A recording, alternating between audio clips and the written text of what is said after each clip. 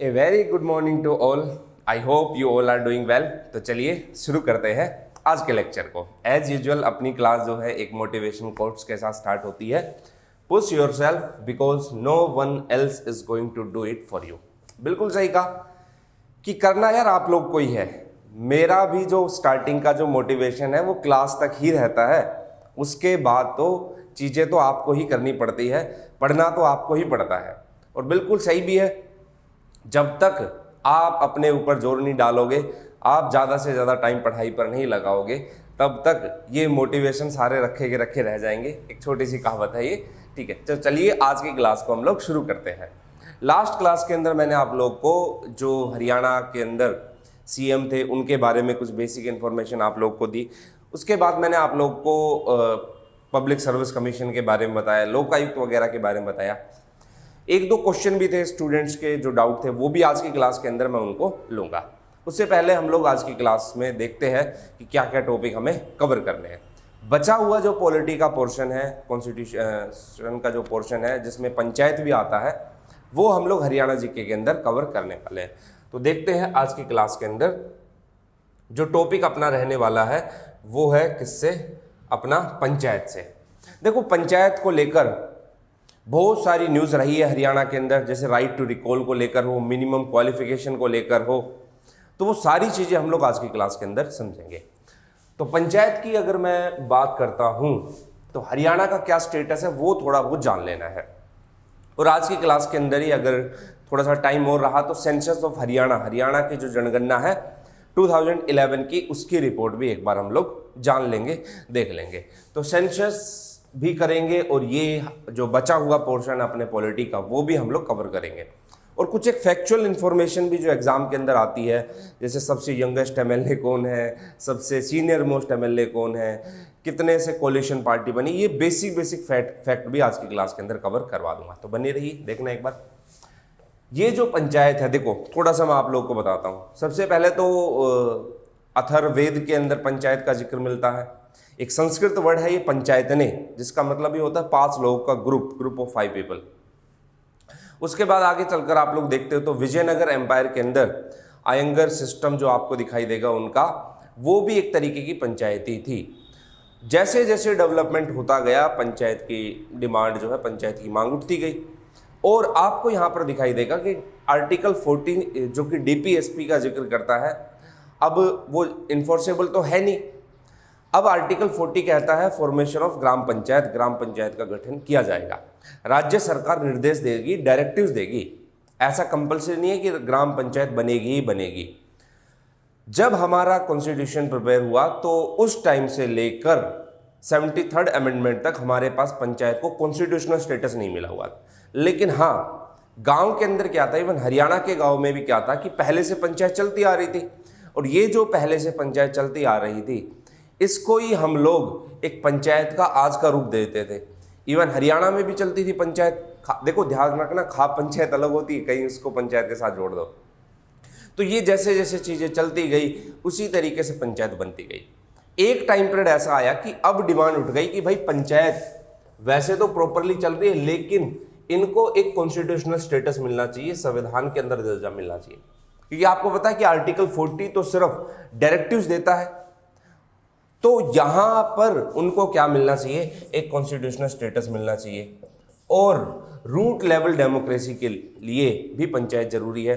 मतलब अगर आपको जमीनी स्तर पर लोकतंत्र लाना है तो आपके लिए पंचायत जरूरी है। एक एग्जांपल देता हूं यार, सिंपल सी चीज है कि हमारे यहां पर यूनियन गवर्नमेंट है, स्टेट गवर्नमेंट है।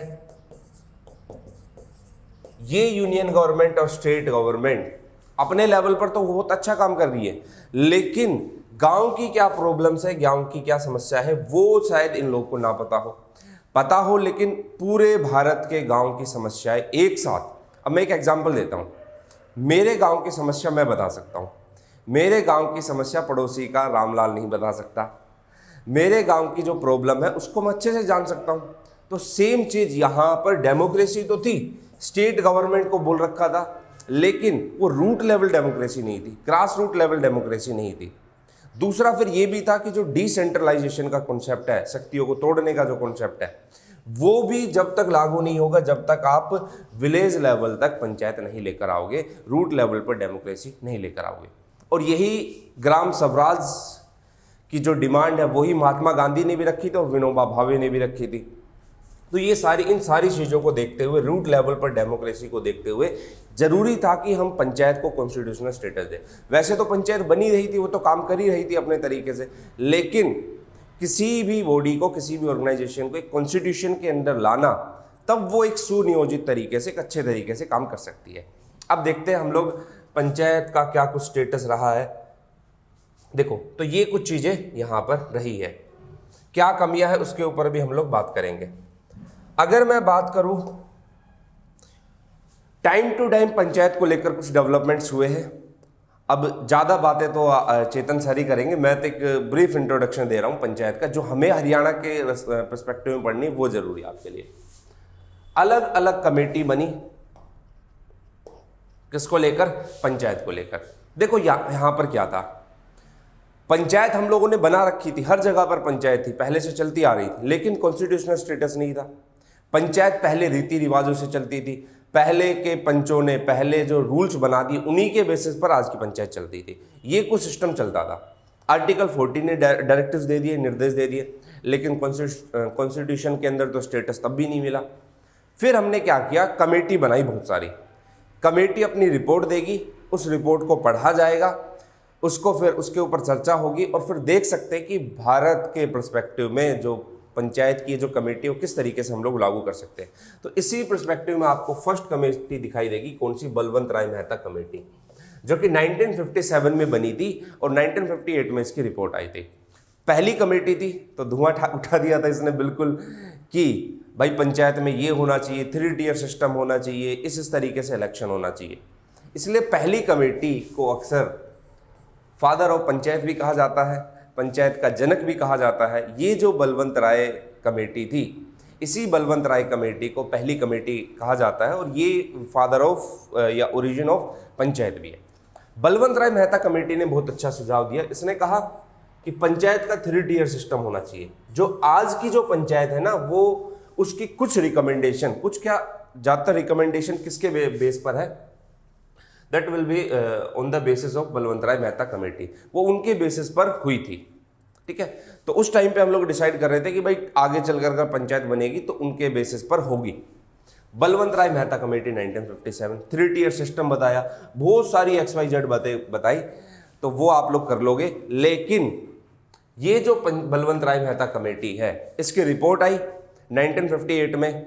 राजस्थान इसकी रिपोर्ट को अडॉप्ट करने वाला पहला स्टेट था और राजस्थान का जो नागौर डिस्ट्रिक्ट है, वहाँ पर हमारे जो उस टाइम के प्राइम मिनिस्टर साहब थे जवाहरलाल नेहरू जी, वहाँ पर उन्होंने विजिट किया और बगदरी गांव पड़ता है वहाँ पर पहली क्या बना दी?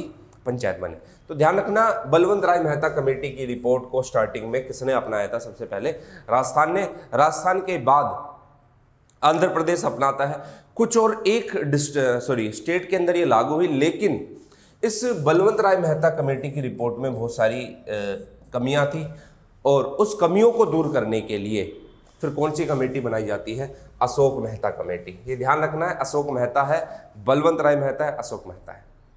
अशोक मेहता कमेटी बनती है। अब देखो एक चीज बता देता हूं, जब दूसरी कमेटी बनती है तो ये सेकंड वाली कमेटी जो लिमिटेशंस रह गई थी कमेटी के अंदर, पहले वाले के अंदर, उनको रिमूव करने के लिए अशोक मेहता कमेटी आई है। तो इसने कहा कि पंचायत में 2 टियर सिस्टम होना चाहिए, पंचायत का एक टेन्योर होना चाहिए, SC ST को रिजर्वेशन मिलना चाहिए, कुछ ऐसी बातें की किसने? अशोक मेहता ने। ग्राम पंचायत अलग होनी चाहिए, जो न्याय करे, जो जस्टिस करे, वो एक पंचायत अलग होनी चाहिए। उसके अलावा जो विकास करती है गांव के अंदर वो अलग होनी चाहिए, दोनों को एक नहीं रखना चाहिए। तो ये ऐसी कुछ बातें की किसने? अशोक मेहता कमेटी ने। लेकिन क्या हुआ? फेलियर। अशोक मेहता कमेटी भी कुछ ज़्यादा अचीव नहीं कर पाई। और फिर एक चीज़ ये भी थी कि जिस ईयर अशोक मेहता कमेटी की फॉर्मेशन हुई और अशोक मेहता कमेटी की सिफारिश आई, उसी टाइम पे जनता पार्टी की सरकार भी बनी थी, नई सरकार थी। तो शायद ये भी रहा होगा कि कमेटी की रिपोर्ट को लागू ना कर पाई हो। हाँ, कुछ स्टेट ने इसको भी अपनाया था, लेकिन इसमें भी कुछ कमेटी रही। फिर ऐसे चलते चलते GV राव कमेटी बनी 85 में, उसने भी रिपोर्ट दी। थुंगनू कमेटी 86 में बनी, वो भी रिपोर्ट आती है। फिर लक्ष्मी मल सिंघवी कमेटी 1986 वाली, इसकी भी कुछ रिपोर्ट्स आती है। अब एक टाइम पीरियड ऐसा आ गया कि हमारे पास 10 कमेटियों की रिपोर्ट्स आ गई, लेकिन पंचायत अब भी नहीं बनी है, मतलब कॉन्स्टिट्यूशनल स्टेटस नहीं मिला उनको। हाँ, जिन्होंने अपने यहाँ पर पंचायत बना ली वो अपने धड़ल्ले से काम कर रहे हैं, बड़े अच्छे लेवल पर काम कर रहे हैं, काम ठीक ठाक चल रहा है उनका। पंचायत है, न्याय भी कर रही है वही पंचायत विकास भी कर रही है गांव के अंदर, और गांव के लोग भी खुश है, पंच भी खुश है। सबसे बड़ी प्रॉब्लम किस चीज़ की आई यार, गांव के सरपंच को विकास करना है तो फंड तो चाहिए, घर से तो लगाएगा नहीं। गांव के सरपंच को अगर कुछ विकास करना है तो सपोर्टिव स्टाफ भी चाहिए। अगर गांव के अंदर कुछ काम करना है, अच्छे से और अच्छे लेवल पर काम करना है तो इंफ्रास्ट्रक्चर भी चाहिए। तो ये कुछ कमियां गांव के सरपंच पंचों ने रखी वीडियो के सामने। तो उन्होंने कहा कि साहब जब तक कॉन्स्टिट्यूशनल स्टेटस नहीं होगा तब तक हम आपको फंड भी इतना इशू नहीं कर सकते। तो वो प्रॉब्लम कहीं ना कहीं बनी हुई थी, आज भी वो प्रॉब्लम आपको दिखाई देगी, लेकिन उतनी बड़ी नहीं दिखाई देगी।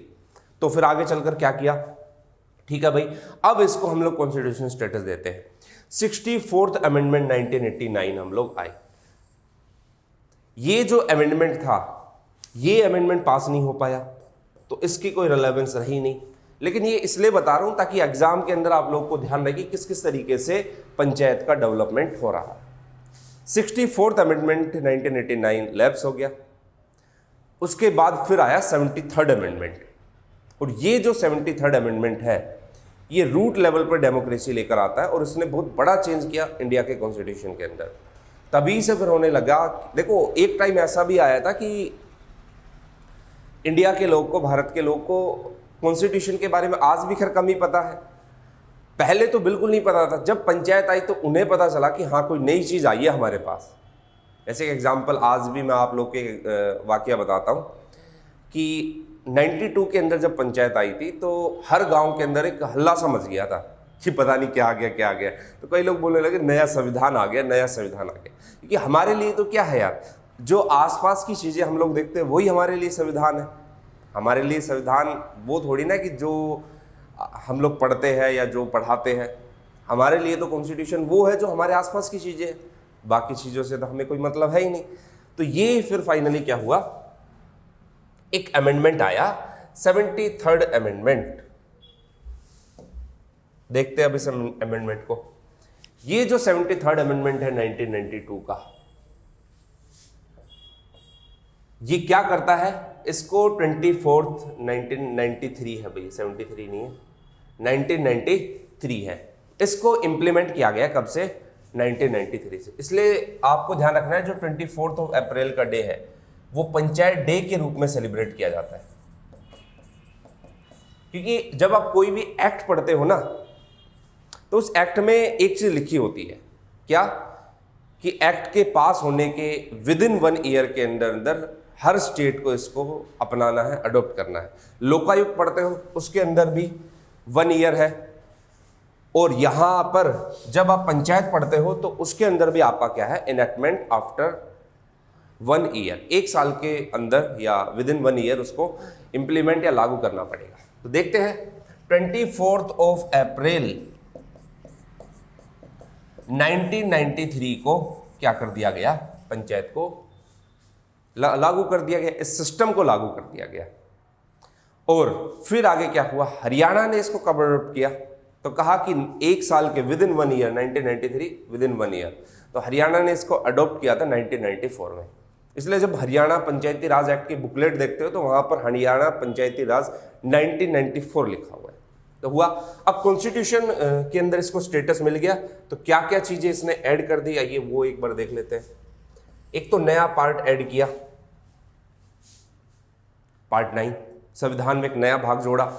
अब देखो आप लोग को मैं बता देता हूं, आप मेरे से क्वेश्चन पूछोगे सर पंचायत जो है वो किसका मैटर है, तो पंचायत जो है वो स्टेट लिस्ट में आता है, स्टेट का मैटर है। जैसे पंचायत के अंदर कोई भी चीज डिसाइड करनी हो तो स्टेट लेजिस्लेशन डिसाइड करेगा, राज्य का विधानमंडल। और आर्टिकल 246 का क्लॉज 3 यही बात तो बोलता है कि स्टेट डिसाइड करेगी कि रूट लेवल पर या पंचायत के स्तर पर क्या क्या चीजें होनी। जैसे एक एग्जांपल देता हूं, हरियाणा स्टेट ने पंचायत के अंदर अमेंडमेंट किया बहुत सारी नई चीज़ें लेकर आए। 50% रिजर्वेशन किया वुमेन के लिए, इवन राइट टू रिकॉल की चीज़ें ये लोग लेकर आए, और भी अदर स्टेट ने बहुत सारे एफर्ट्स उठाए हैं। तो वो जो आर्टिकल 246 का क्लोज 3 है वो इस चीज़ की अप्रूवल देता है, इजाज़त देता है।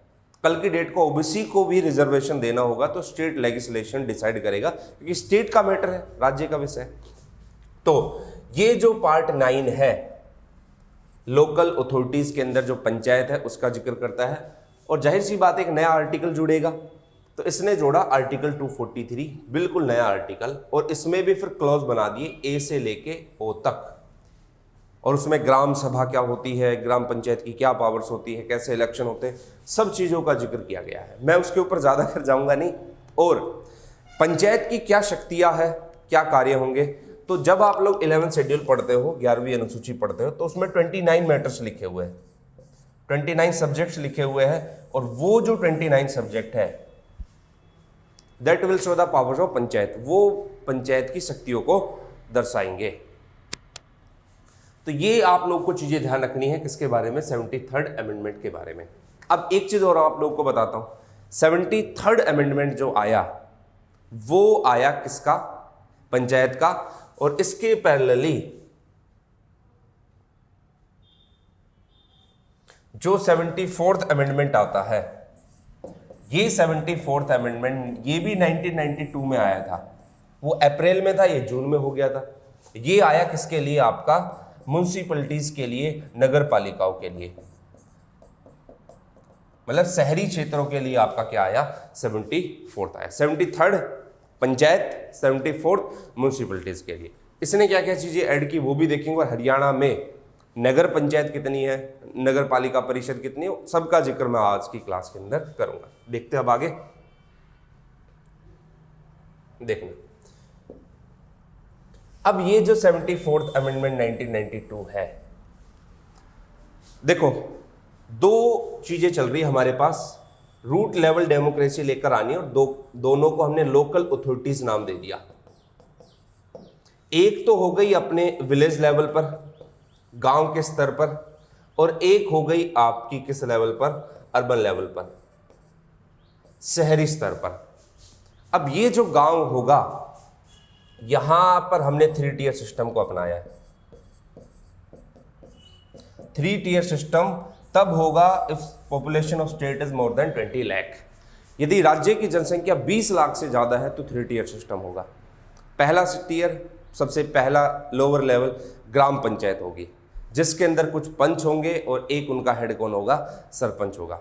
दूसरा लेवल जो होगा वो आपका होगा कौन सा, जिसको आप लोग ब्लॉक लेवल भी बोल देते हो या मिड लेवल भी बोल देते हो, वहाँ पर ब्लॉक पंचायत होगी। और तीसरा लेवल होगा डिस्ट्रिक्ट लेवल। डिस्ट्रिक्ट लेवल पर डिस्ट्रिक्ट पंचायत बोल दो या डिस्ट्रिक्ट काउंसिल बोल दो। 3 लेवल हो गए। ये तभी होगा अगर स्टेट की पॉपुलेशन 20 लाख से ज़्यादा हो। हरियाणा की पॉपुलेशन तो 2,53,51,462 ये है क्या, तो ये जो हरियाणा की पॉपुलेशन है, तो यहाँ पर 3 टियर सिस्टम है। 1994 का हमारे यहाँ पर एक्ट लागू है, वो पूरी की पूरी एक बुकलेट है। ये जो 3 टियर सिस्टम है ये विलेज लेवल पर होगा। गांव लेवल हो गया पहला टियर, दूसरा लेवल हो गया ब्लॉक लेवल, और थर्ड जो हो गया डिस्ट्रिक्ट लेवल हो गया। ये बलवंत राय मेहता ने ही इसके बारे में बताया था, लेकिन हाँ उसने इलेक्शन को लेकर थोड़ी अलग बातें की थी, इसने थोड़ी अलग बातें की है। ऐसे ही अर्बन लेवल पर जब आप लोग देखते हो तो अर्बन लेवल पर एक तो आपका होगा नगर पंचायत, हमारे यहाँ उसको म्युनिसिपैलिटी बोलते हैं, नगर पंचायत। दूसरा आपका होगा म्युनिसिपल काउंसिल, नगर पालिका परिषद, और तीसरा आपका होता है म्युनिसिपल कॉरपोरेशन, जिसको आप लोग बोलते हो नगर निगम। और हरियाणा के अंदर 10+1 11 नगर निगम है, मतलब एक तो प्रस्तावित वाला जो है, ठीक है। तो ये 3 लेवल हो गए किस लेवल पर, जो कि अर्बन एरिया के अंदर हो गए। तो समझेंगे हरियाणा के बारे में भी। तो देखो ये जो विलेज लेवल है, इसके लिए एक अमेंडमेंट जो आया वो आया 73rd अमेंडमेंट, और नगर अर्बन एरिया के लिए जो आया वो कौन सा अमेंडमेंट आया, 74th अमेंडमेंट। देखो यार, एक चीज की इंपॉर्टेंस तब तक नहीं है जब तक उसको कॉन्स्टिट्यूशन में स्टेटस ना मिले। कॉन्स्टिट्यूशन के अंदर अगर स्टेटस मिल गया है तो उसको स्ट्रेंथन मिल जाती है, वो पावरफुल हो जाता है। तो यही चीज हम लोगों ने 1992 के अंदर इन चीजों को देखते हुए किया। अब देखते हैं, समझते हैं।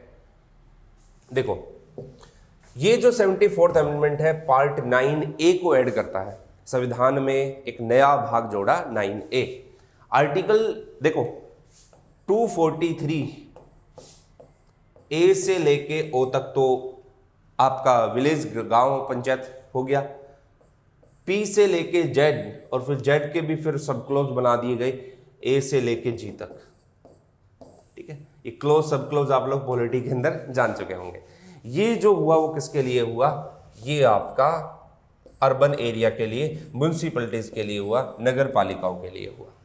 ठीक है, नया आर्टिकल जुड़ा, नया शेड्यूल जुड़ा, 12 शेड्यूल, वहां पर 11 शेड्यूल, ये 12 शेड्यूल, और इसमें कितने मैटर्स है? 18 में से। मतलब अगर आपको ये जानना है कि हमारा नगर निगम, हमारा जो नगर पालिका परिषद है वो किस तरीके से काम कर रहा है, उनकी क्या पावर्स है, इन 18 मैटर्स को आप लोग समझ लो तो आप लोग जान जाओगे। तो ये था अपना कौन सा? नगर पंचायत। आगे देखते हैं। देखो, ये हरियाणा के अंदर, हरियाणा का क्या स्टेटस है मैं आप लोग को बता देता हूं। हम लोग हरियाणा पढ़ रहे हैं तो वही जानेंगे। हरियाणा में म्युनिसिपैलिटीज, ये म्युनिसिपैलिटीज जो टोटल है हरियाणा में वो है 57। हालांकि इसको आप जब बुक्स पढ़ोगे तो उसके अंदर 57 बताया ही, 57 के आसपास ही बताया है। ऑफिशियल भी आपको यही मिलेगा। यहां पर इसी म्युनिसिपैलिटीज को नगर पंचायत बोल देते। ये उस रीजन के लिए बनाई जाती है जो ट्रांजिशन होता है। ट्रांजिशन बोले तो शहर, गांव से शहर की तरफ जिसका ट्रांसफर हो रहा जाता है, जिसको एक टाइप का कस्बा भी बोल देते हैं। तो जैसे मैं जिस एरिया से बिलोंग करता हूं वो भी एक टाइप की म्युनिसिपैलिटी है। तो ये तीनों के तीनों अर्बन गवर्नमेंट का पार्ट है। पहला है म्युनिसिपैलिटीज, जो कि पूरे हरियाणा में कितनी है? 57। तो बता देता हूं मैं आप लोग को। पहले जो है हरियाणा के कंटेक्स्ट में देखा जाए तो पहले 50,000 पर म्युनिसिपैलिटी डिसाइड होती थी। अब इसकी जो पॉपुलेशन रखी है वो 20,000। मतलब ऐसे ग्रामीण क्षेत्र, और भी बहुत सारी चीज़ें देखी जाएगी जो शहर की तरफ ट्रांसफ़र कर रहे हैं। एग्रीकल्चर लैंड वहाँ पर कितना है, उसके अलावा कितने लोग जो है एग्रीकल्चर से जुड़े हुए हैं और पॉपुलेशन उसकी कितनी है, तब उसको म्युनिसिपैलिटीज डिसाइड किया जाएगा। तो ट्रांजिशन एरिया के लिए हम लोग म्युनिसिपैलिटी बनाते हैं, या इसको नगर पंचायत भी बोल देते हैं। हरियाणा के अंदर इसको नगर पालिका ही बोलते हैं।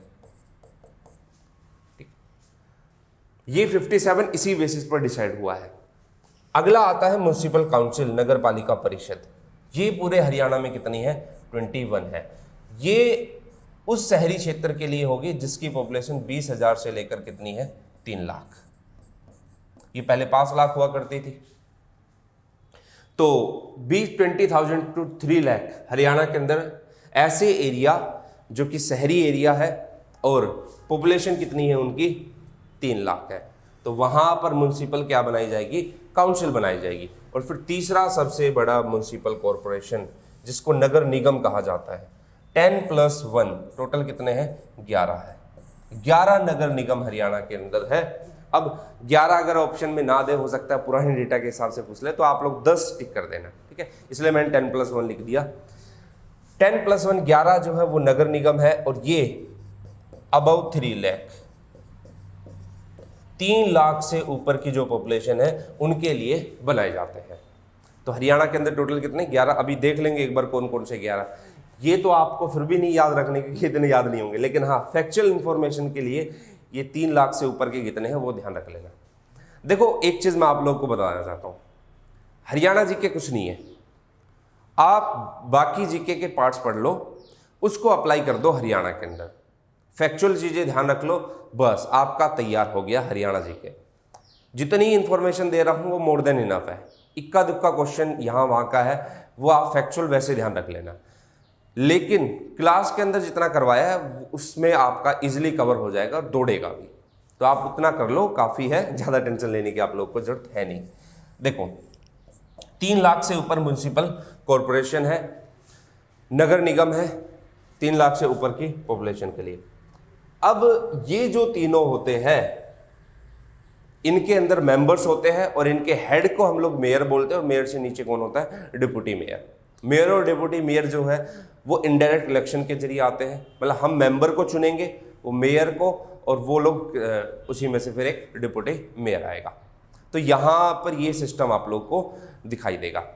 पंचायत के अंदर गांव लेवल पर अगर देखा जाए तो गांव के लेवल पर पंच होंगे और हेड होगा सरपंच।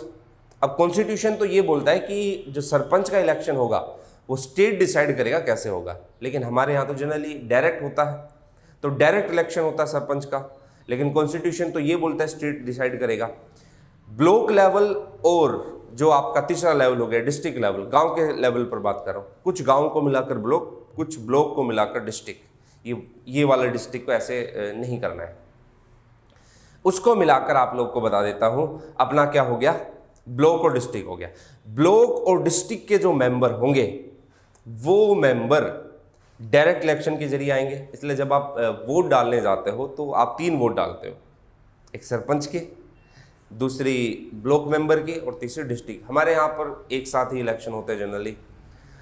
तो ये जो है उनके जो चेयरमैन होंगे वो भी किस में से? मेंबर में से चुनकर आएंगे। चेयरमैन का इलेक्शन इनडायरेक्ट होगा, सरपंच डायरेक्ट चुना जाता है।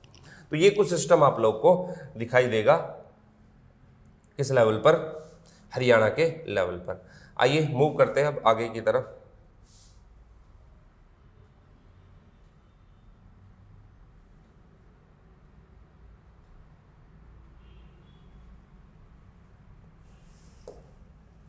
देखो भाई, अब ये आपको ध्यान रखना है, education qualification in Haryana.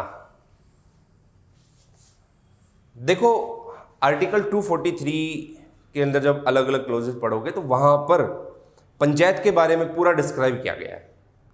Qualification अपने यहाँ 2 ही चलती है, या तो इंडिया का सिटीजन होना चाहिए या फिर गांव का होना चाहिए, ऐसा तो लिखा नहीं हुआ वहां पर। इंडिया का सिटीजन होना चाहिए या फिर क्या होना चाहिए, उसकी मिनिमम एज कितनी होनी चाहिए? 21।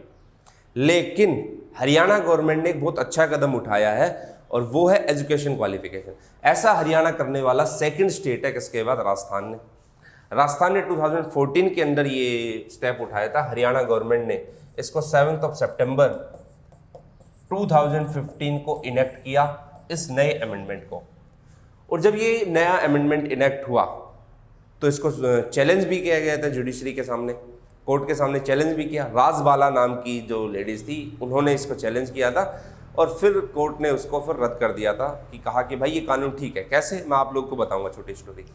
तो पहले तो देखते कि क्या क्वालिफिकेशन है। देखो राजस्थान ने तो ये भी किया था कि 2 से ज़्यादा बच्चे नहीं होने चाहिए, और उसमें बहुत सारे रूल बने हुए थे उन लोगों के, लेकिन उनके ऊपर हम लोग ज़्यादा नहीं जाएंगे, अपना देखते हैं। मिनिमम एजुकेशन क्वालिफिकेशन 10th और 8th रखी गई है।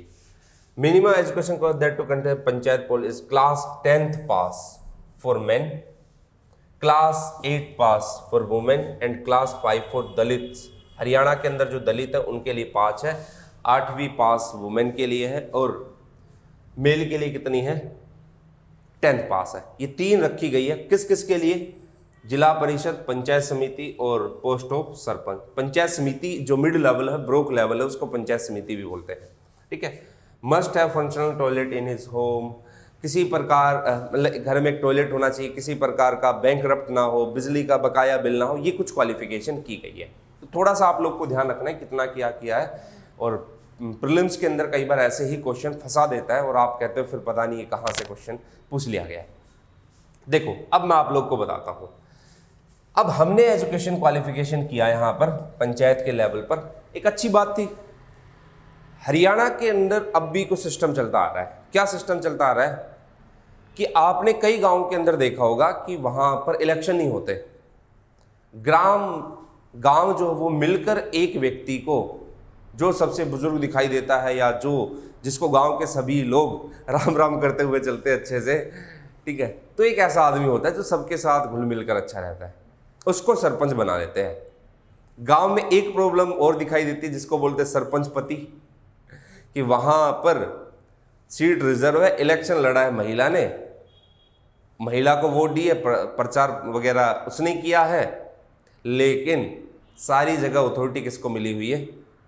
पति को मिली हुई है। जैसे आपने इसके ऊपर एक वेब सीरीज़ भी बनी थी, आप लोगों ने देखा होगा, पंचायत करके एक वेब सीरीज़ आई थी। उसके अंदर एक्चुअल दिखाया गया कि जिसका नाम चल रहा है वो तो आराम से बैठी हुई, उसका जो हस्बैंड है वो चला रहा है सारी चीज़ें, और पंचायत सेक्रेटरी आता है तो वो सारी पावर को दिखाता है फिर।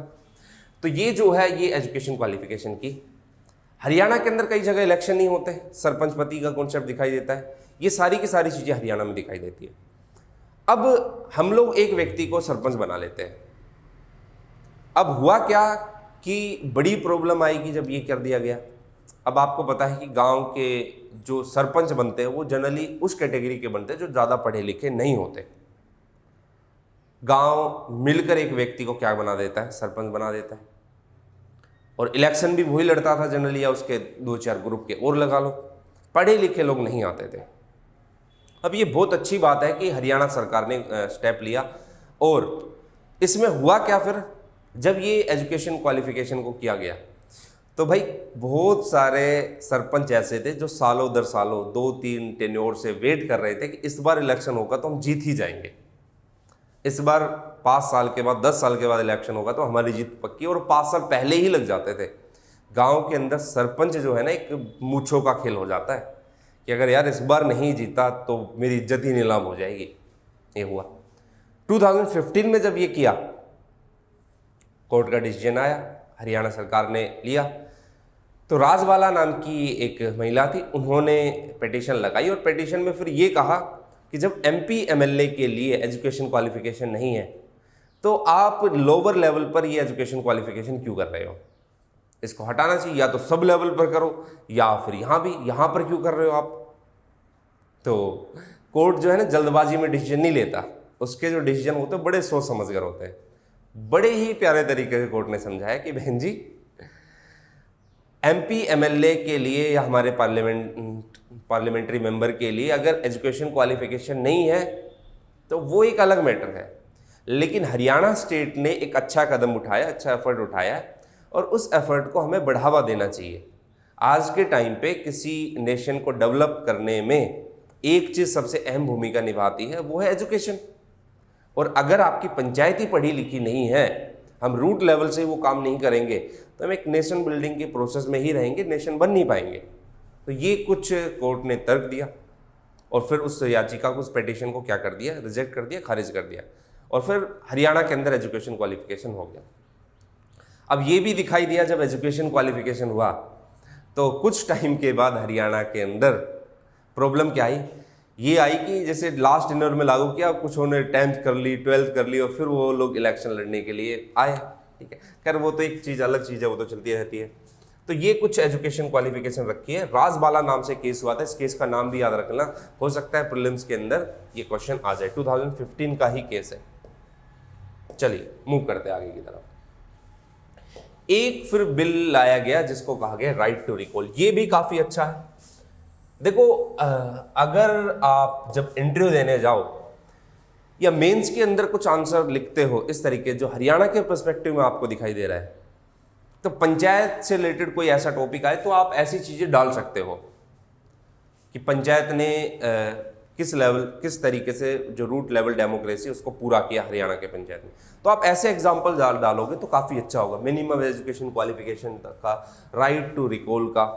देखो क्या था इसके अंदर, भाई अगर हमें किसी व्यक्ति को अपॉइंट करने का अधिकार है तो उसी व्यक्ति को रिमूव करने का राइट भी हमारे पास होना चाहिए। अब होता क्या है गांव के अंदर, मैं आप लोग को सच्चाई बताता हूं। ये अपना एक गांव है, इस गांव के अंदर इलेक्शन हुआ, सरपंच बन गया। कुछ टाइम तक तो सरपंच ने अच्छा काम किया, 6 महीने 1 साल तक। लेकिन 1 साल के बाद उसको पता चल गया यार कुछ नहीं है गांव के अंदर, अपने आराम से थोड़ा बहुत काम करते रहो, काम चलता रहेगा। अब गांव के अंदर मैं एक चीज और बता देता हूं, आज के टाइम पे सरपंच की पोस्ट पर इसलिए भी आना चाहते हैं क्योंकि उनको धन कमाना होता है, पैसा कमाना होता है। मान मर्यादा इज्जत वो तो है ही, पैसों के पीछे, और ये सच्चाई है, भी आते हैं। मैं आरोप नहीं लगा रहा हूं लेकिन ये है। तो सरपंच को लेकर यहां पर बात आई। तो अगर इन गांव वालों ने सरपंच को चुना है, उसने प्रचार प्रसार किया और उसकी आइडियोलॉजी से प्रभावित होकर उनको चुना है, तो इनको ही राइट होना चाहिए इनको वापस बुलाने का, रिकॉल करने का।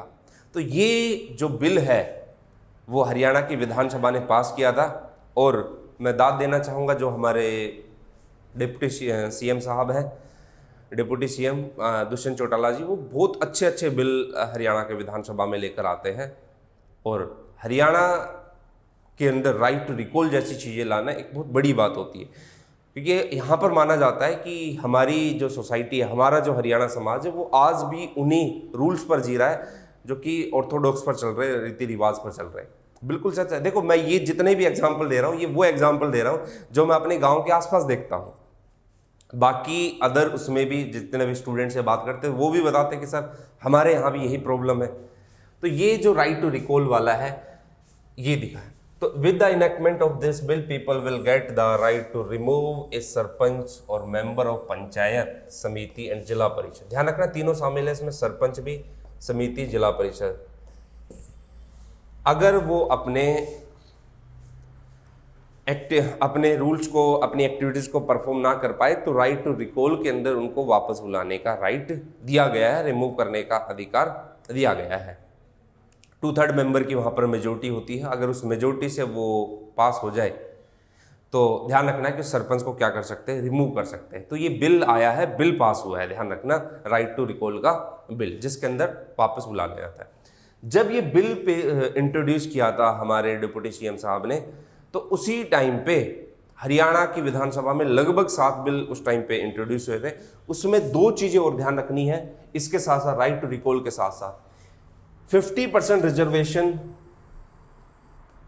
In the rural bodies, 50% reservation होगा वुमेन के लिए जो ग्रामीण क्षेत्र है वहां पर। और इसने और प्रपोज किया 8% reservation to the disadvantage among the backward class. जो डिसएडवांटेज जो लोग हैं, जो बैकवर्ड क्लास के, प्रपोज किया है, ये वाला तो बिल इंट्रोड्यूस हो गया था, इसके लिए प्रपोज किया 8% के लिए। तो ये भी ध्यान रखना, जो डिसएडवांटेजेड है, जो बैकवर्ड क्लास के, उनके लिए 8% रिजर्वेशन, वुमेन के लिए 50% रिजर्वेशन की इसने बात की। तो 3 बिल इंट्रोड्यूस किए गए थे, राइट टू रिकॉल का 50% का और 8% डिसएडवांटेजेस का। ये आपको हरियाणा के कंटेक्स्ट में ध्यान रखना है। अब मूव करते हैं अगले पोर्शन की तरफ। अब मैं आप लोग को थोड़ा सा ये भी बताना चाहूंगा, सॉरी, इसको पीछे की तरफ ले जाते हुए देखो, आज के टाइम पे सिग्निफिकेंस पंचायत की क्या है वो आपको पता है। आर्टिकल 243 आप पूरा पढ़ोगे तो सारी चीजें उसमें लिखी हुई। लेकिन देखो, बहुत सारे मामले आज भी गांव में ऐसे हैं जो गांव में आपसी झगड़े होते हैं जिसको सरपंच सुलझाता है। गांव का पूरा विकास सरपंच देखता है। गांव के अंदर जो एजुकेशन है उसको लेकर भी सरपंच आगे आता है, मतलब गांव की पंचायत आगे आती है। लेकिन कुछ कमियां भी है, कुछ लिमिटेशंस भी है। रूट लेवल डेमोक्रेसी पंचायत के अंदर अच्छे से दिखाई देती है, लेकिन कुछ कमियां हैं। कमियां क्या है? सबसे बड़ी कमी आज के टाइम पे हरियाणा में जो दिखाई दे रही है वो सरपंच पति की दिखाई दे रही है। और इसके अपोज में राइट टू रिकॉल बिल सबसे अच्छा है। भाई, महिला बैठी हुई है, पति काम कर रहा है, साइन महिला के चल रहे हैं, सामने चेहरा किसका नजर आ रहा है? उसका। तो अब यहां पर प्रॉब्लम क्या है कि गांव वालों ने जो वोट दी है, जिस सरपंच को चुना है, उसकी आइडियोलॉजी से प्रभावित होकर उस महिला के लिए वोट डाली है, और वो महिला काम नहीं कर पाती, उसका पति सामने आता है। तो एक टाइम के बाद जब ये राइट टू रिकॉल इंप्लीमेंट हो जाएगा, एग्जीक्यूट हो जाएगा, तो उसमें ये रहेगा कि भाई हमने जिस आइडियोलॉजी से उनको चुना था उस आइडियोलॉजी पर ये लोग काम नहीं कर पा रहे हैं, तो हम इनको राइट टू रिकॉल करते, 2/3 मेजोरिटी से पास हो जाएगा और सरपंच को हटा दिया जाएगा। बड़ा ही आसान तरीका है। सरपंच पति वाला कॉन्सेप्ट, सरपंच पति के अंदर जो महिला है वो तो सिर्फ गांव के अंदर तभी आती है जब, जैसे फॉर एग्जांपल किसी के कोई बच्चा हो गया हो तो बुला लिया, चलो भाई अब तो है ना, बुला लेते हैं अपनी मेन सरपंच को, बाकी तो चलते ही रहते। हाँ, बाकी सारे काम वो संभाल रहा है। आपने उस वेब सीरीज के अंदर भी देखा होगा। दूसरा आप लोग को बता देता हूँ, इंफ्रास्ट्रक्चर को लेकर आज भी लैक दिखाई देता है, यहाँ पर कमियां दिखाई देती है। तीसरा, एक मैं और पॉइंट बताना चाहूँ आपको, जो इनसफिशिएंट फंड है कई गांव के अंदर आज भी वो दिखाई देगा। चौथा, आपको करप्शन भी दिखाई देगा पंचायत के अंदर।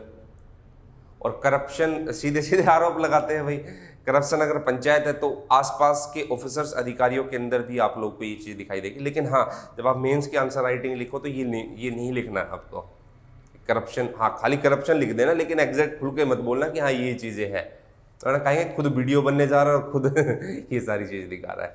देखो, क्योंकि ध्यान रखना, जब आप इंटरव्यू देने जाते हो ना, सामने वाला वही बंदा बैठा हुआ है जिसके ऊपर आप आरोप लगा रहे हो। खैर, इंफ्रास्ट्रक्चर की प्रॉब्लम, सरपंच पति की प्रॉब्लम, इनसफिशिएंट फंड होता है, उस टाइप का विकास गांव के अंदर जिस टाइप का गांव वालों को चाहिए नहीं हो पाता, और एक टेन्योर बीत जाता है, उस टेन्योर के बाद तक जो चीज़ें सुनवाई नहीं होती है। तो ये कुछ प्रॉब्लम पंचायत की दिखाई देती है। खैर, इसके ऊपर फिर और ज़्यादा डिटेल के अंदर तो आप आगे पढ़ ही लोगे। तो ये कुछ पंचायत को लेकर था। अब हम लोग मूव करते हैं आगे की तरफ।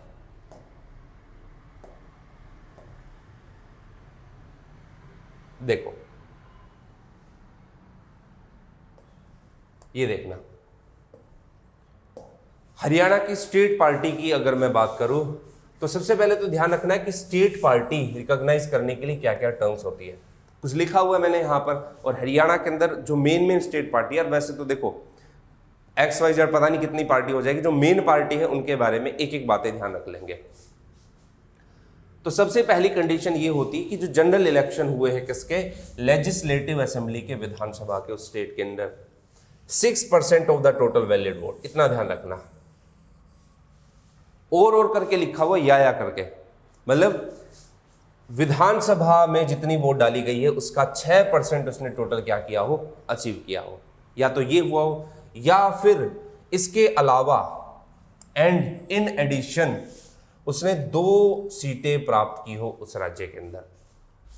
मतलब या तो टोटल वोट डाली है उसका 6%, या फिर उसने कितनी सीटें प्राप्त की हो, 2 सीटें प्राप्त की हो किसकी, उस इलेक्शन के अंदर। अगला पॉइंट इसमें ये देख सकते हो, या तो ये कंडीशन फुलफिल करता हो, या फिर सेकंड कंडीशन फुलफिल करता हो, must have secured 6% of total value general election in the Lok Sabha of the state at that time. उस राज्य के अंदर जब लोकसभा के चुनाव हुए हो, उस लोकसभा के अंदर जितनी जनरल वोटें पड़ी है, उस वोट का 6% उसने अचीव किया हो, एंड हैव वोन at least 1 seat of the Lok Sabha. देखो ध्यान रखना, ये विधानसभा है, लेजिस्लेटिव असेंबली है, इसके एडिशन में 2 सीट, ये लोकसभा है, इसके एडिशन में 1 सीट ये प्राप्त की हो। अगला देखते हैं, और 3% of the total seats of that legislative assembly, 3 seat which ever is higher, या फिर इनके अलावा भी 3% टोटल सीट प्राप्त की हो। सीट्स की बात हुई है 3%, स्टेट लेजिस्लेटिव असेंबली, और 3 seats which ever is highest, 3% या 3 जो भी ज़्यादा हो वो उसने अचीव किए हो। देखो सिंपल है, 6% विधानसभा में जितने वोट डले उसका 6% अचीव किया, उसके साथ 2 सीटें, एक कंडीशन। लोकसभा की जितनी वोट डाली गई हो उसका 6% या 1 सीट, दूसरा पॉइंट। या फिर 3 सीट्स, या फिर 3% स्टेट लेजिस्लेटिव असेंबली का 3% सीट्स, जो भी ज़्यादा हो वो। एक कंडीशन और होती है, वो कौन सी, वो देखना। ये आपको पीपीटी में नोट्स आपको मिल जाएंगे, आप इसको आराम से पढ़ लेना। अगला मैं अगर आप लोग को बताऊं, out of every 25 seat that party has won at least 1 seat in the Lok Sabha or at least so many seats in the Lok Sabha election from the division in the respective state received. मतलब ये हुआ कि जो 25 सीट है, हर 25 सीट पर उसने कितनी सीट जीती हो, 1 सीट, और कहां पर, लोकसभा के अंदर, या फिर इतनी सीटें जीतती हो जो उस राज्य के मतलब राज्य के लिए रिप्रेजेंटेटिव के लिए जरूरी हो। एक और हो सकता है, 8% total valid vote have to be obtain the general election held for the Lok Sabha और इन द विधानसभा। इस एडिशन को, इस कंडीशन को 2011 के अंदर ऐड किया गया था। तो ये कुछ कंडीशन होती है किसके लिए, स्टेट के लिए। आइए समझते हैं एक बार। हरियाणा के अंदर बेसिक आप लोग को बता देता हूं मैं। एक तो हरियाणा विकास पार्टी हुई है, 1991 में थी, बंसीलाल ने बनाई थी। देखो हरियाणा की ज्यादातर पार्टी जो है ये वो पार्टी थी जो शुरुआत में, इसमें से कुछ वो थे जिन्होंने अपनी इंडिपेंडेंट पार्टी बनाई थी कांग्रेस से अलग होकर, लेकिन आगे चलकर फिर ये अपने आप को किसमें मिला लेते हैं, कांग्रेस के अंदर मिला लेते हैं। 2005 के अंदर इसको मर्ज कर दिया गया किसके अंदर, कांग्रेस के अंदर, हरियाणा विकास पार्टी। 91 में बंसीलाल इसके जो थे फाउंडर थे।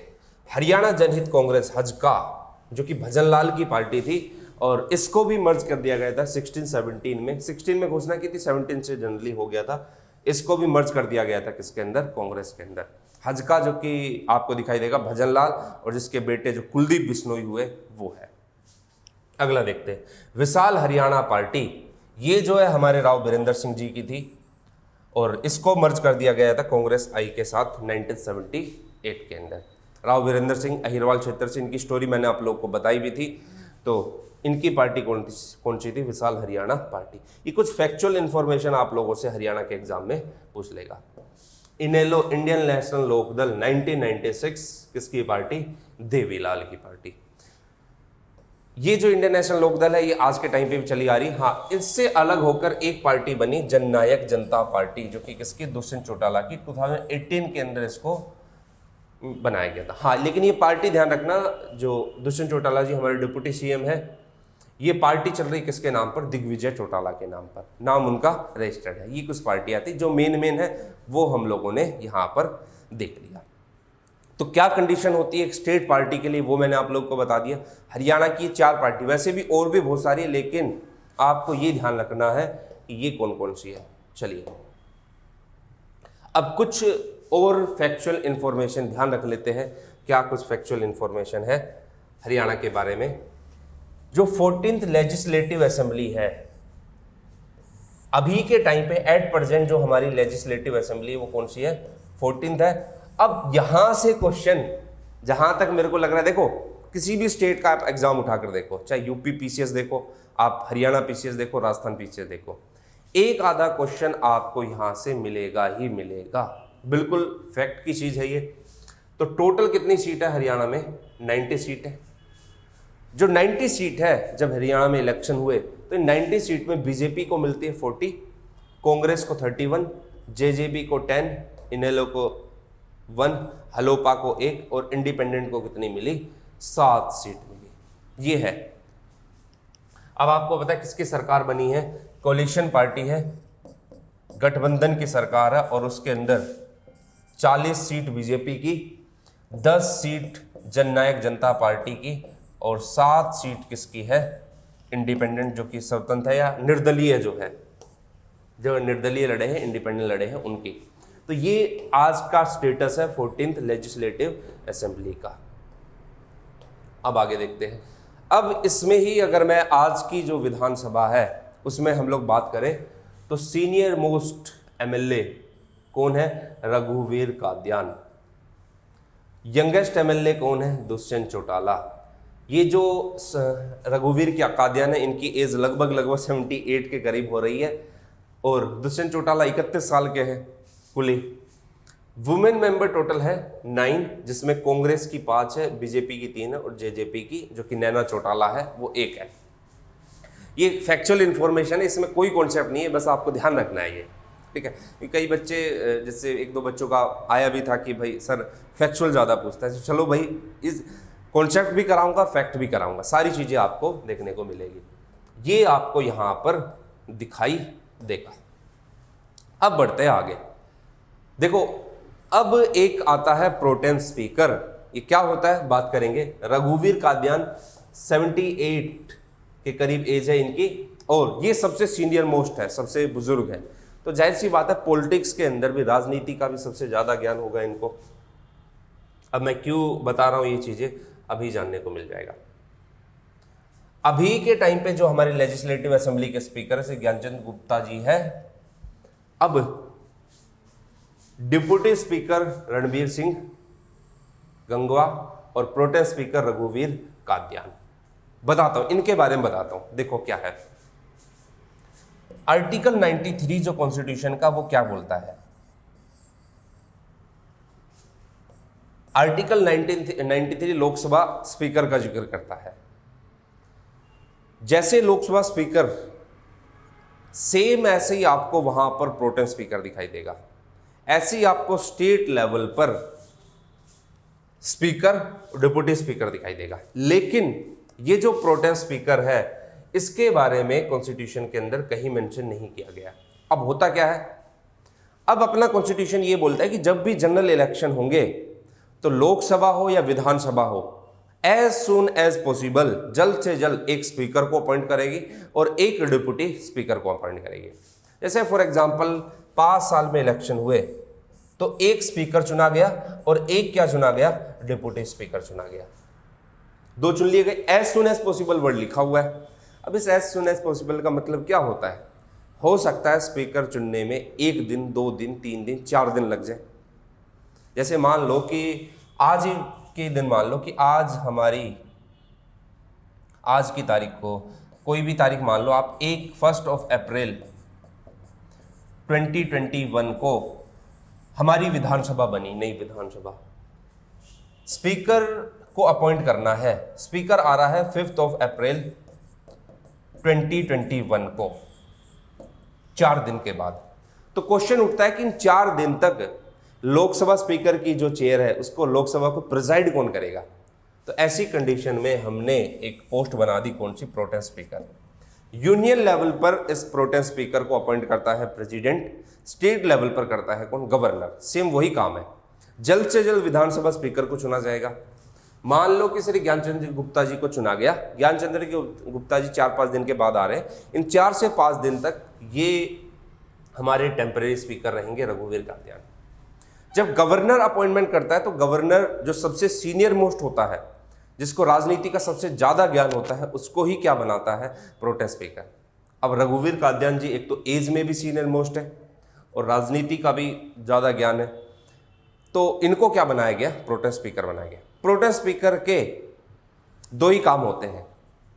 अगर मैं बोलूं कि आज के टाइम पे प्रोटेम स्पीकर, तो ये वर्ड थोड़ा सा जचेगा नहीं। क्यों? क्योंकि प्रोटेम स्पीकर उसी टाइम ड्यूरेशन के लिए होता है जब तक नए स्पीकर नहीं आ जाते। स्पीकर आ जाएंगे, प्रोटेम स्पीकर अपना नॉर्मल एमएलए का काम करेंगे। प्रोटेम स्पीकर के 2 काम होते हैं। पहला काम होता है कि लोकसभा है तो वहां के केस में विधानसभा को तब तक प्रिजाइड करेगा जब तक नए स्पीकर नहीं आ जाते। दूसरा काम होता है कि जो मंत्री के अलावा, अदर देन मिनिस्टर, एमएलए को जो शपथ करानी होती है, जो ओथ करानी होती है, वो कौन कराते हैं? प्रोटेम स्पीकर ही कराते हैं। तो प्रोटेम स्पीकर अभी हमारे कौन है? रघुवीर कात्यायन जी सबसे सीनियर मोस्ट मेंबर है। अब थोड़ा सा हम लोग फर्स्ट ये भी ध्यान लेते हैं, जो पहली स्पीकर, फर्स्ट फीमेल स्पीकर अपनी कौन रही है? सन्नो देवी। ये क्वेश्चन है ना, देखो ये क्वेश्चन ऐसा कि हर एग्जाम के अंदर पूछा जाता है। HCS से लेके स्टेट का कोई अदर एग्जाम हो उसमें पूछा जाता है। पहले मेल स्पीकर कौन बने थे? राव वीरेंद्र सिंह जी बने थे, और मैक्सिमम 3 बार लोकसभा असेंबली के स्पीकर हरमोहिंदर सिंह चड्डा, और लंबे ड्यूरेशन तक जो इनसे पहले तारा सिंह जी थे वो बने थे। पहले leader of opposition Pratap Singh Daulatpur, जो पहले विपक्ष के नेता थे वो थे प्रताप सिंह दौलतपुर। पहली फीमेल MP स्टेट की वो थी चंद्रावती, और पहली फीमेल MLA स्टेट की स्नेहलता हिसार। चंद्रावती जी की अभी हाल फिलहाल में डेथ हुई है, तो ये चंद्रावती जी न्यूज़ में रही थी। मैं आप लोग को करंट अफेयर जब कराऊंगा तो उनकी चीज़ें भी मैं आप लोग को बताऊंगा। ये फर्स्ट है, ये आप लोग थोड़ा सा ध्यान रखना। अब कुछ बेसिक डेटा हम लोग हरियाणा के बारे में बात कर लेते हैं। हरियाणा का बेसिक डेटा देखो। अब ये आप लोग का हरियाणा का एरिया जो है 44,212 स्क्वायर किलोमीटर है। डिवीजन इसके अंदर कितने हैं? 6। डिस्ट्रिक्ट कितने हैं? 22 डिस्ट्रिक्ट। सब डिवीजन कितने हैं? 73। तहसील कितने? 93। सब तहसील कितने? 50। विलेजेस कितने? 6848। ऐसे विलेज जहां पर पंचायत है 6212 है। देखो बताता हूं क्या है, ये समझाने के लिए मैंने इसलिए इस स्लाइड्स को यहां पर लेकर आया हूं। 6841 हमारे पास क्या है? गांव है और ग्राम पंचायत कितनी है हमारे पास? 6212 है। इसका मतलब क्या हुआ, इसको समझना है कि भाई इसका मतलब क्या हुआ। इसका मतलब ये हुआ कि आपने देखा होगा कि कई गांव ऐसे होते हैं कि जहां पर 2 से 3 की मिलकर एक पंचायत बनती है। जैसे मैं एग्जांपल दूं, हमारे जो पड़ोसी गांव है उस गांव की पंचायत जो है वो दूसरे गांव की पंचायत में शामिल होती है। और जब वोट डाले जाते हैं कि एक प्रकार से गांव तो है वो, मतलब ऑफिशियली हरियाणा ने उसको गांव तो मान रखा है, लेकिन वहां पर पंचायत नहीं है। अब आप कहोगे वो गांव ही क्या जिसमें पंचायत ना हो? बिल्कुल ऐसा होता है यार। देखो, नए इलेक्शन अगर हम लोग कराते जहां पर केवल ही 100 वोटर्स है, उनके लिए BLO ब्लॉक लेवल ऑफिसर लगाना पड़ेगा, एक CRPF CISF इनकी यूनिट लगानी पड़ेगी, इलेक्शन स्टेट का जो इलेक्शन कमीशन है वो पूरी देखरेख करेगा उसकी, तो खर्चा बड़ा हो जाता है। तो सरकार बोलती कि यार गांव में, छोटा गांव है, तो इनके इलेक्शन जो है बगल के गांव के अंदर, आस पड़ोस के गांव के अंदर करा देते हैं। तो ये चीज़ें आप लोग को देखने को मिलेगी। तो विलेज गांव हमारे पास 6841 है। हाँ, आज के अकॉर्डिंग देखोगे तो नए गांव काफ़ी बन चुके हैं, 73 के समथिंग डेटा पहुंच चुका है ये 6841 वाला, लेकिन ये 2011 के सेंसस के अकॉर्डिंग है। ग्राम पंचायत कितनी है? 6212, 6212 हमारे पास क्या है? गांव पंचायत है। मतलब ऐसे गांव जिनके पास क्या है? पंचायत है। चलिए अब मूव करते हैं आगे की तरफ। अब मैं एक स्टूडेंट का क्वेश्चन था, उस क्वेश्चन को भी मैं डिस्कस कर लेता हूं। बड़ा ही अच्छा क्वेश्चन था कि सर आया राम गया राम के बारे में थोड़ा सा आप बता दो, दल परिवर्तन कानून के बारे में थोड़ा सा बता दो। क्योंकि जब मैंने हरियाणा की इमरजेंसी के बारे में थोड़ा पढ़ाया तो वहाँ से फिर बच्चों का सवाल, एक लोकायुक्त वाला भी क्वेश्चन था, वो भी हम लोग बात करेंगे उसके ऊपर भी। तो पहले मैं थोड़ा सा डिस्कस कर देता हूँ कौन सा आया राम गया राम।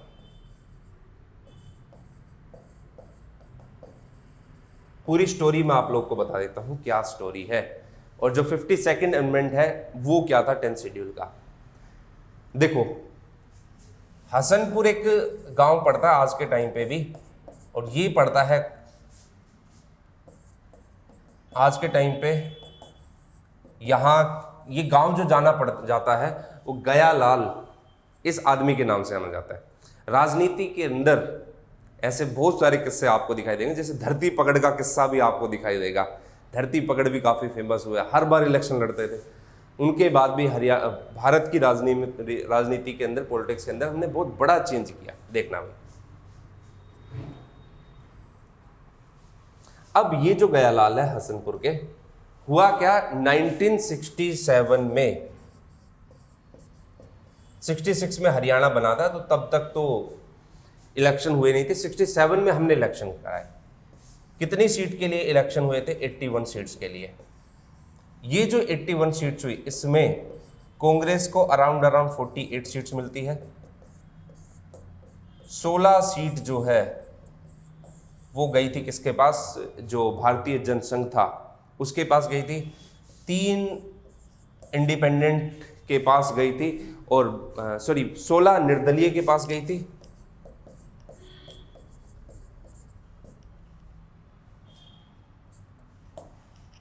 आ, 48 सीट्स थी कांग्रेस के पास, 16 सीट किसके पास चली गई थी? जो निर्दलीय थे उनके पास गई थी, और लगभग 12 सीट जो है भारतीय जनसंघ के पास गई थी, और 3 सीट किसके पास गई थी?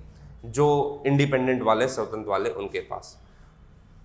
ठीक है, तो 48 सीट। अब ये ध्यान नहीं रखना कि किसको कितनी सीटें मिली, आपको जो ध्यान रखना है वो ये ध्यान रखना है कि कांग्रेस के पास 48 सीट आई, इलेक्शन हुए 81 सीट्स को लेकर, और कांग्रेस पार्टी जीत गई, सरकार बना ली। जब सरकार बना ली तो ये जो हसनलाल जी जो थे, हसनपुर जो गांव के जो गयालाल जी जो थे, ये कांग्रेस की सीट से इलेक्शन लड़कर आए थे और ये जीत गए थे।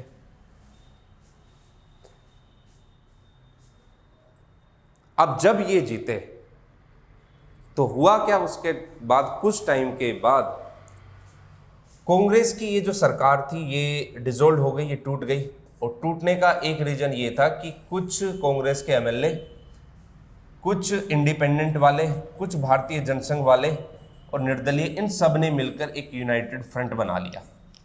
जब यूनाइटेड फ्रंट इन्होंने बनाया तो क्या हुआ, इन्होंने यूनाइटेड फ्रंट में शामिल हो गए, कांग्रेस की सरकार टूट गई। तो कुछ टाइम के लिए यूनाइटेड फ्रंट में रहे, कुछ दिनों के लिए इनका मन वहाँ पर, इनके ऊपर प्रेशर थोड़ा सा ज़्यादा बना इस यूनाइटेड फ्रंट के अंदर। इन्होंने क्या काम किया, इसको छोड़कर दोबारा किस में चले गए, ये कांग्रेस में चले गए कि साहब बुला लो, मेरे को गलती हो गई। जब वो कांग्रेस में गए तो आपको सुनकर अचंभा होगा, सिर्फ 9 घंटे कांग्रेस में रुके, फिर छोड़कर यूनाइटेड फ्रंट में आ गए, फिर रुके, 2 से 3 दिन के बाद फिर किसके पास चले गए, कांग्रेस के पास चले गए। और जब ये कांग्रेस के पास चले गए तो उस टाइम पे कांग्रेस ने अपनी मेजोरिटी सिद्ध कर दी थी और राव वीरेंद्र सिंह जी जो थे वो सीएम की शपथ लेने वाले थे। तो राव वीरेंद्र सिंह जी इसको बोलते हैं कि अब ये गया राम नहीं है, अब ये आया राम है, ये अपने घर वापसी कर चुके हैं, तो ये है आया राम। तो दिखाई देगा, कांग्रेस से यूनाइटेड फ्रंट में गए, यूनाइटेड फ्रंट से फिर कांग्रेस में, फिर यूनाइटेड फ्रंट में, फिर कांग्रेस में। तो ये इसलिए इनको आया राम गया राम कहा जाता है। आया राम ये जो स्टेटमेंट थी राव वीरेंद्र सिंह जी ने दी थी। अब ऐसे बहुत सारे एग्जाम्पल हुए जिसकी वजह से क्या पास हुआ, जो 10th शेड्यूल है, संविधान की जो अनुसूची है वो कॉन्स्टिट्यूशन के अंदर ऐड की गई। अब देखना है 10th शेड्यूल क्या कहती है। ये 10th शेड्यूल कहती है, देखो होता क्या है, मैं थोड़ा सा आप लोग को समझा देता हूं। इसको ऐड किया गया था 52nd अमेंडमेंट 1985 के द्वारा। अब यार सिंपल सी चीज है, ये 10th शेड्यूल क्या कहती है। आप जब इलेक्शन लड़ते हो तो आपका एक मैनिफेस्टो होता है, आपकी एक आइडियोलॉजी होती है, उसी आइडियोलॉजी पर आप इलेक्शन लड़ते हो और इलेक्शन जीतते हो। आप प्रचार प्रसार करते हो उसी एक आइडियोलॉजी के ऊपर। जनता आपको वोट डालती है वो विचारधारा देखकर, वो आपका चेहरा देखकर। अब होता क्या है कि कोई एक मेंबर एक सीट से इलेक्शन लड़कर आया और वो दूसरी पार्टी में इलेक्शन जीतने के बाद दूसरी पार्टी में जाकर मिल जाता है। तो इसका मतलब ये हुआ कि यार आपका है ना, आपकी ही विचारधारा पे निष्ठा नहीं है। क्योंकि जब आपको पता है कि जब आप इलेक्शन लड़ते हो तो इस पार्टी को ही आप क्रिटिसाइज करते हो और आगे चलकर आप इसी में शामिल हो रहे हैं, तो कहीं ना कहीं आपकी निष्ठा के ऊपर सवाल उठाता है कि यार ये कैसा बंदा है कि इसी पार्टी का अपोज कर रहा, अब जाकर उसी आइडियोलॉजी में मिल रहा है। आप इनडायरेक्टली अपोज करते हो, डायरेक्टली तो खैर बोल नहीं सकते इतना। तो ये है, तो अगर कोई इस तरीके से पार्टी छोड़कर जाएगा, अगर आप एक पार्टी की सीट से इलेक्शन जीतकर आए हो और पार्टी के अपोज में वोट डालते हो, पार्टी के दिशा निर्देश को फॉलो नहीं करते और 15 दिन के अंदर अंदर पार्टी ने अगर आपको माफ नहीं किया है, तो ऐसी कंडीशन पे भी आपके ऊपर एंटी डिफेक्शन लॉ, दल परिवर्तन कानून लागू हो जाएगा। पार्टी छोड़कर जाना, एक पार्टी से दूसरी पार्टी की तरफ को ज्वाइन करना, ये एंटी डिफेक्शन में आएगा। दूसरा, पार्टी के खिलाफ वोट डालना, पार्टी के डायरेक्टिव्स को नहीं मानना, दिशा निर्देश को नहीं मानना।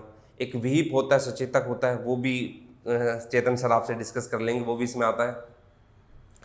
आप ये चीज़ें फॉलो कर रहे हो तो आपके ऊपर एंटी डिफेक्शन लागू होगा। 15 दिन के अंदर अगर पार्टी ने माफ़ कर दिया तो अच्छी चीज़ है, नहीं किया है तो एंटी डिफेक्शन लागू हो जाएगा, दल परिवर्तन। एक और चीज़ क्या है इसके बाद, अगर कोई नॉमिनेटेड मेंबर है, अगर वो नॉमिनेट होने के विदिन 6 मंथ किसी पार्टी को ज्वाइन कर लेता है तो उसके ऊपर एंटी डिफेक्शन नहीं होगा। अगर 6 मंथ के बाद अगर किसी को ज्वाइन करता है तो वो भी एंटी डिफेक्शन के दायरे में आएगा, दल परिवर्तन के दायरे में आएगा।